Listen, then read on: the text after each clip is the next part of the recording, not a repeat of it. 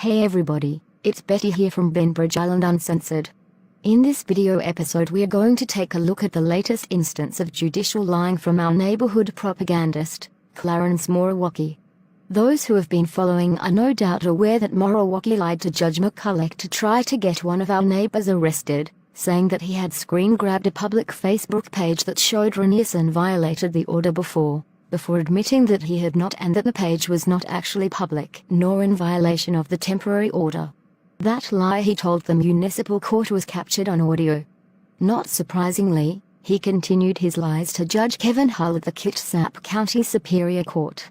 We created this digital reenactment of Moriwaki lying to the judge about a Facebook analogy using the transcript of the court proceedings. Before we see the digital reenactment, let's take a look at the subject matter. It involves a post made by Ranierson in a public discussion on the Facebook page of Bonnie McBrien, a Bainbridge Island resident. You can that Ranierson clearly says he is referencing an analogy, and that in that analogy, he is on a public street in front of Moriwaki's house talking to mutual neighbors. He might have been metaphorically standing where I am right now in a public space on Winslow Green, since I am myself standing in front of his house on a public street with Winslow Green behind me. Bonnie seizes this opportunity to make a flimsy physical stalking claim, but in her attempt she gives up the ghost by stating that she assumed the self-described analogy was rhetorical. When it is confirmed that the analogy was in fact not meant to suggest that Ranierson was actually in a public street talking to mutual neighbors, Bonnie then confirms that she understands that the analogy, which she said she assumed was rhetorical, was in fact a metaphor. Interestingly enough, she texted Moriwaki about this conversation and provided him the comment including the clear reference to the analogy. The key point here, as we see from the documented text message that Moriwaki supplied to the court, is that Bonnie confirmed the self-described analogy was a metaphor to Moriwaki, and she never made any suggestion that she had confirmed Ranierson was actually outside on a public street physically.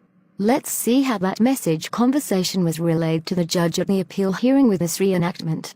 I also received a message informing me that Ranierson Lee confirmed that he was physically stalking my home. And that's the definition of the stalker, net stalking. And there's the report of naturally, physically stalking my home, which is also worthy of consideration. That, to be fair, wasn't that immediately after, in the context of the analogy that you made to him, which I think is a very fair one, but when you say my Facebook page is my home, you are no longer welcome in my home. And then he goes into cyberspace and says, according to Mr. Moriwaki, I'm no longer in his home. I'm just outside his home. To be fair about that. Well, yes and no. There was a person who did confront him online.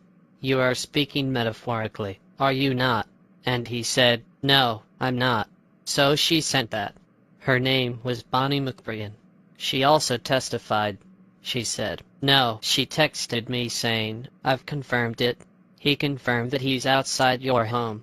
That's the message I got from her. So that is the information I had at the moment. Let's follow that up. The only information I got was from her.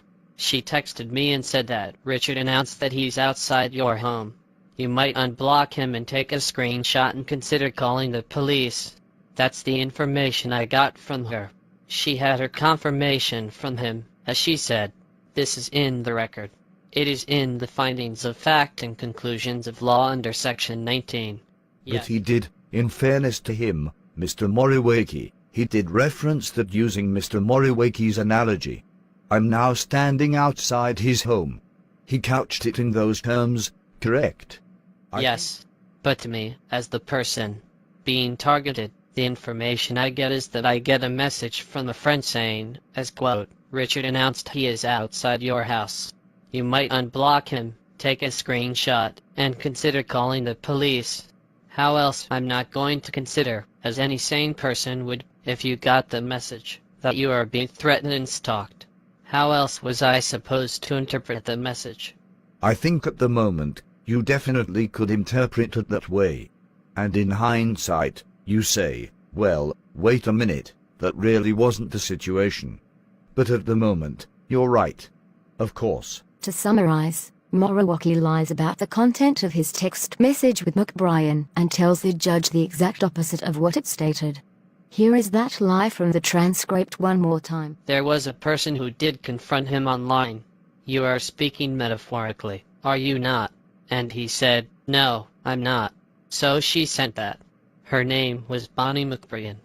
Despite Moriwaki's claims about the findings, the municipal court judge did not find that Rynearson was physically outside Moriwaki's home on a public street talking to mutual neighbors. Here is what she said. The respondent has no criminal history and has not made any threats implying physical violence towards Mr. Moriwaki. Further, this court cannot find any incidents of threats or violence in his past. Your Honor, did the court conclude? I didn't hear any conclusion regarding the allegation of physical stalking.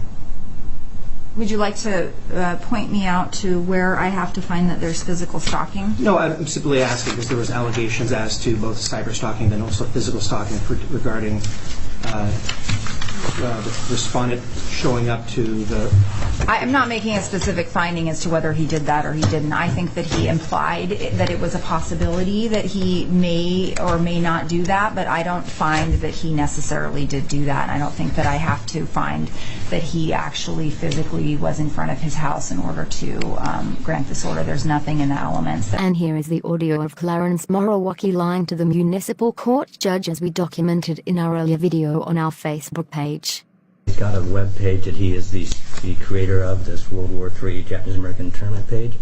He still has some memes up there of me, which would be in violation of the TPO because it's his, but he claims to the police that they went from closed to private.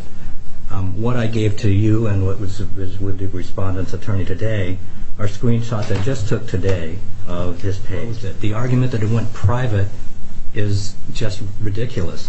This Well, is I'm confused. So Well, no, they he made said- it closed, and then but there's still old posts that Yes. weren't removed within the closed group. Is that what you're... Well, he was removing. He moved stuff. How did you obtain this? It's just on the internet right now. I just picked it up this morning. They're still public. Yeah. There are still posts that are public. I see. I wrote up there, just screen grabbed it today before I came to court. And they're still up now. They're still up now. So And are you able to look it up on your phone and show it to me that these are still up there? I'd have to go. A friend of mine is a member of his group, and he found them for me. Okay, so this isn't public. Your friend was able to look this Yes, up but because he's part of the group. We're talking about cyber stalking. As we wait for the ruling from Judge Kevin D. Hull of the Kitsap County Superior Court, let's hope that Moriwaki's obvious lies do not go unnoticed. Let's also hope that Rynearson is once again allowed to visit this beautiful place in the heart of downtown Winslow, and is once again able to use his own property despite the fact that Moriwaki does not like the opinions that Rynearson expresses and is willing to lie in order to have government violate his constitutional rights.